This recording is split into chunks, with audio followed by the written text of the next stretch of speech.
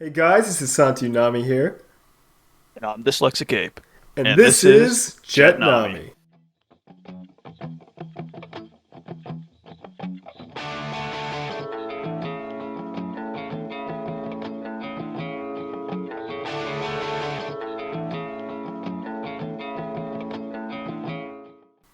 Okay, so today we're going to be talking about one of Adult Swim's newest shorts called Learning with Pibby. Yeah, so this was released let's see, it was released on October 30th, so it came out right around the Halloween season, I have to say. It's pretty spooky. Um, Definitely.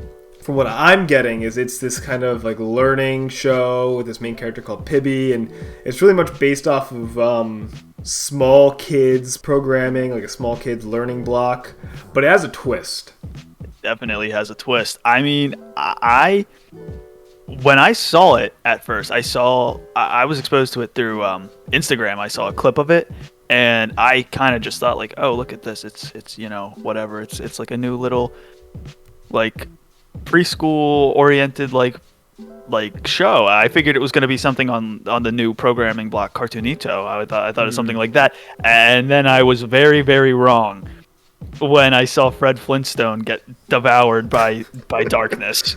Yeah, it kind of reminds me that I think of it of a more dark version of Cartoon Network Fusion Fall.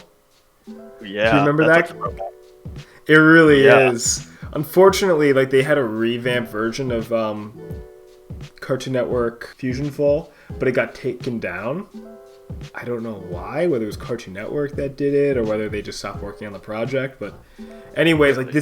this is very similar to that in the sense that like there's this dark world with evil versions or like electronically possessed versions of Cartoon Network characters, and in a way, Yeah, it's a crossover. Like you get to see like the Learning with Pibby world gets infected with some kind of black mass digital like a digital bug of some sort that makes all these classic Cartoon Network and Hanna-Barbera characters evil. But what's interesting is if you look at the short, and I mentioned this to Dyslexic Ape as we were rewatching it, getting ready for this podcast, that there's more than just Cartoon Network and Hanna-Barbera characters. Like there's a scene where we see that Pibby's clearly getting ready in front of a mirror that's from SpongeBob. So I wonder, like, are they going to have other, other non Cartoon Network and Hanna Barbera characters, like Viacom characters and non Warner Brothers owned characters? well, then now that's a very interesting one right there because I was thinking about that too when I saw that because I my first watch through I wasn't not that I wasn't aware of it, but I kind of just it seemed to kind of just gloss over me. Like I didn't really like acknowledge it, and then we had to kind of go back and look at it. And now that I'm thinking about it, that that is like very out of character for Viacom for allowing something like that to happen because they are very protective of their properties. Absolutely. No, I know firsthand back when I used to do reviews, anything Viacom related, instantly taken down or instantly striked. Yeah, there's no such thing as oh gosh, what is Fair it? It's use, yeah, fair use or transformative media. yeah, Yeah. that's the word. It's escaping me. There's nothing transformative you can do with Viacom content. It's all owned by them. Yeah, it's that's strange to see. And when we were watching this short, I also noticed that there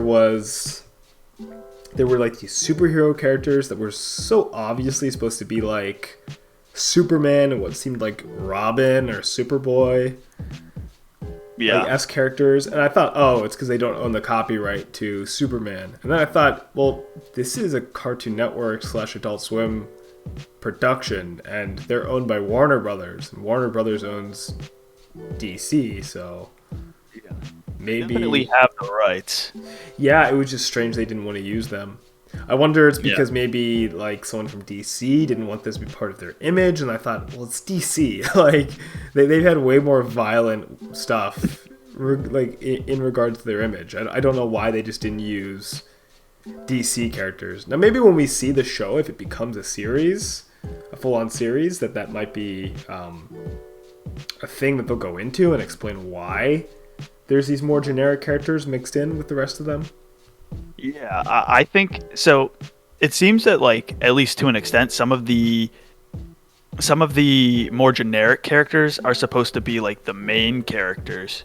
And I definitely see what you're talking about with the like Superman. It's very clearly like a Superman parallel, but the art style specifically of these superheroes, it kind of gave me almost like a Captain Planet type vibe to it as well, because it looked like that like 90s like after school, Yeah, special. like that type of thing. Brush your teeth, don't do drugs, eat your vegetables, exactly. kind of thing. No, definitely. Now that you mention that, I do kind of see that as well. Which also brings up the question, why not use Captain Planet? But you're right, it could be like these are just the generic characters from the rest of the world. But it's strange because we're really only exposed to generic characters from like the Pibby learning world so far. But maybe there are other generic worlds as well. It's kind of like a Kingdom Hearts-esque thing. Like there's generic characters, and then there's the licensed characters they bring in. Yeah. Yeah, it's interesting. But I noticed if you go into the description of the video on Adult Swim's official channel, which, by the way, this has like almost 2 million views in under 2 days. Actually, crazy. not under 2 days. Pardon me. It's been like 5 days. About. It's crazy that they have 2 million views. Like that, it's nuts. But it says this season will be fun with, and then it has like a bunch of like gibberish and messed up characters. But that seems to insinuate that this is going to be 1 season long at least. Well, I can't take this with a grain of salt because I haven't seen anything officially backing this, but I have seen it being thrown around by some people that apparently Adult Swim Cartoon Network did actually file a copyright for the title Learning Pibby Apocalypse, possibly. So I don't know how concrete that is, but if that's true, that could very well indicate that that's like a running title they have, and that they're possibly intending for like some type of maybe like a short series or something. But yeah, I think definitely warrants more than just like a 2-minute video. No, definitely, and that does heavily seem to insinuate that this is going to be a full-on series. I mean, what we saw was definitely not a pilot episode. We would have known if what we were watching was a pilot episode. So what I think what we saw, because they don't directly say, but it seems pretty obvious that it's a trailer for the first season. Yeah, I would definitely say it's a trailer that, like, yeah, they don't obviously state it, but it seems like it's kind of like a definitely they're insinuating that, and I don't really know like why they wouldn't, especially with the interaction that the video has gotten already. Like we said, like 5 days. It was posted on, what was it, the 30th? The 30th of October, 2021. Yeah, it was posted. Yeah, posted on the 30th of October 2021. In that 5 day span, rather, they have like 2 million views. That is a ton of engagement. That means that it probably would warrant something. No, absolutely. Like, everyone has been talking about it. And from what I can see, the creator, whose name is Dodge Greenlee, he has stated, I think it was on his Twitter, that, if this gets more traction, it might become a full-on series. But I think that's also insinuating that it is, so far, 1 season. So that's good. Yeah, should we talk about Dodge Greenlee a little bit? Yeah, no, definitely. So for you guys who don't know, for the most part, he's mainly worked on Sanjay and Craig. Like, the majority of his work is sadly on Sanjay and Craig. I know neither Dyslexic Ape or I are a fan of that series. Now, we were a little bit out of like the age demographic for it too, so that definitely plays a factor. But even then, it's in general not very good. Yeah, I could definitely say we were out of the age bracket when that was around, but if I was, I don't even think that would have like grabbed my attention. That would have been the kind of thing where I flipped between like Cartoon Network and Nickelodeon just to avoid a show like that, because I'd rather not. Absolutely. Yeah, so I'm on his IMDb page right now, and from what I can see, he was a production assistant for 24 episodes of Sanjay and Craig. And he also was a storyboard artist for 13 episodes and a storyboard revisionist for another 4. And he was a writer for 1 episode. So he has a pretty diverse background. Like, he wasn't just a storyboard artist, he wasn't just a storyboard revisionist, he wasn't just a writer, but he's also like a producer as well. Like, he has a lot of experience. Kind of a jack of all trades, if you will. No, definitely. I'm not sure how super common that is in the field. I know that being a storyboard artist typically nowadays is like almost the equivalent of being like an animator, quote unquote, because for the most part, like in between frames are not done in the States anymore. They're pretty much exclusively done in South Korea, from what I can read. So I know like Rebecca Sugar, she was a storyboard artist. I know Danny Antonucci was a storyboard artist to my knowledge. But yeah, it seems like that's the norm. Danny Antonucci. Danny Antonucci. The most Italian sounding name ever. Yes. Yes. Let's see. So he worked on a few other things. There's Tig and Seek. I don't know what that is. I Heart Ario. I don't know what that is. And The Mighty Ones. And I don't know what that is. So, and those are also going to be new shows. Shows that started, like, recently. Within the past year or so. So. See, apparently, I just looked it up real quick. Apparently, Tig and Seek is something... It's something on Cartoon Network, possibly, but it seems like it's also an HBO Max thing. Yeah, so Cartoon Network has, like, a weird deal with HBO/Hulu. It's complicated. I'd have to do more research into that because I'm not super versed in it. But it looks like that Tig and Seek definitely looks like it falls into that Cartoonito category, though. Tig and Seek, yeah, but this is interesting about Cartoonito is that this definitely does look like a show aimed more for little kids, but it seems like it's something like an adult could watch and it would be tolerable. Yeah. Because it's not like Nick Jr., where, like, if an adult tried to watch Nick Jr., they would just, like, hate their lives. Like, this seems like something an adult could actually watch and be like, this seems mildly entertaining.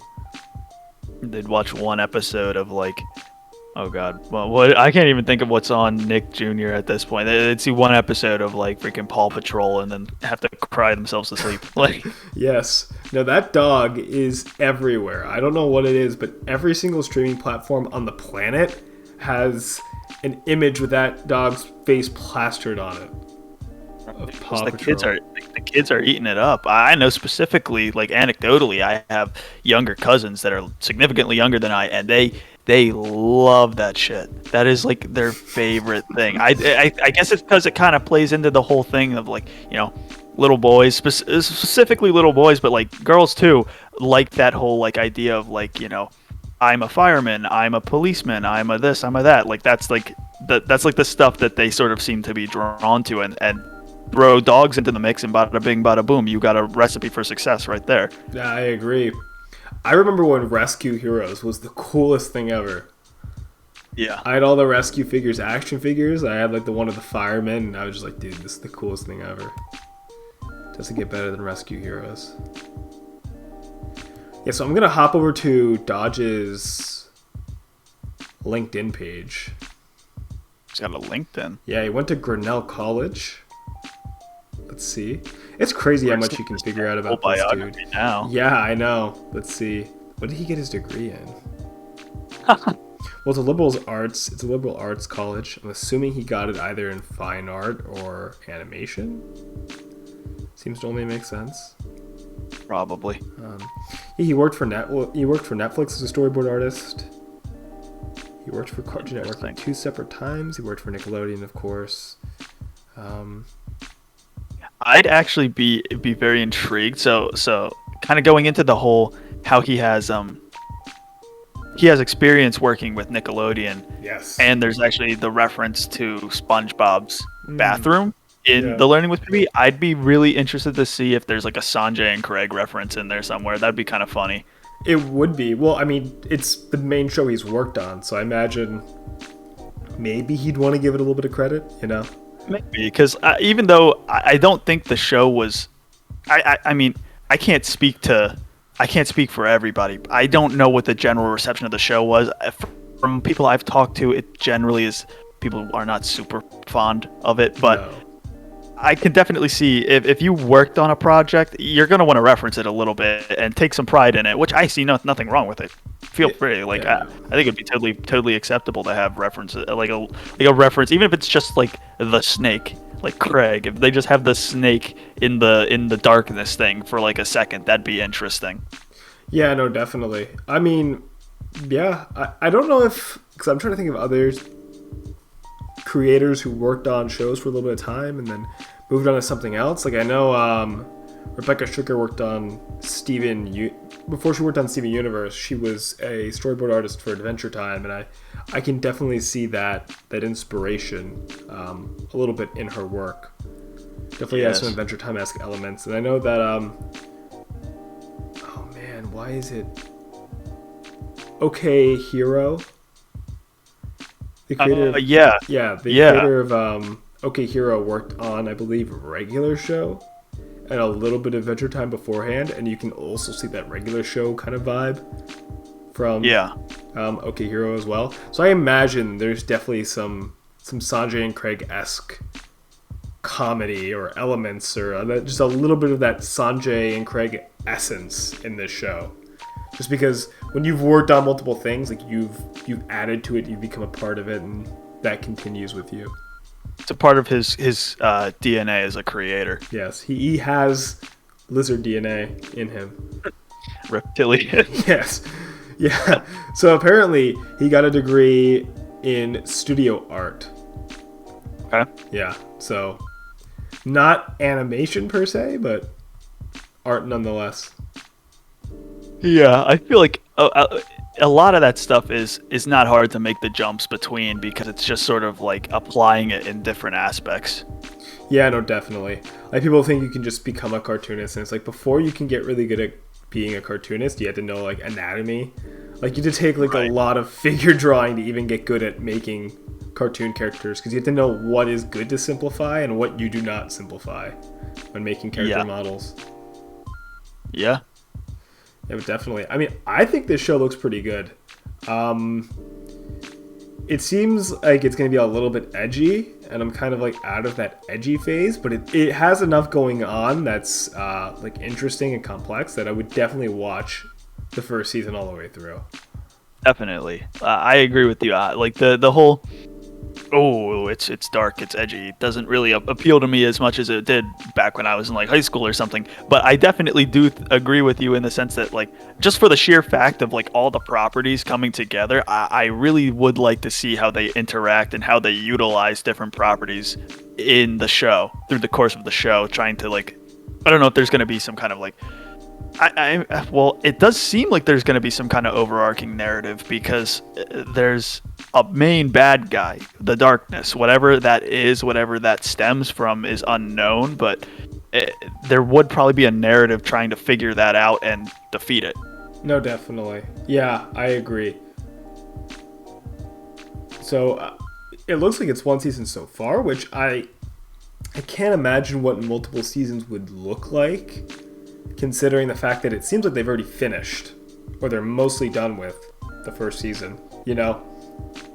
Are they going to tie up all the loose ends, or are they going to pull a Korra where they only do one season, and then if it does well, they have like theoretical ideas planned later down the road? We'll have to see. Could be. Yeah, so I think that's really all about everything I have to say on the subject matter. Is there anything else you'd like to add?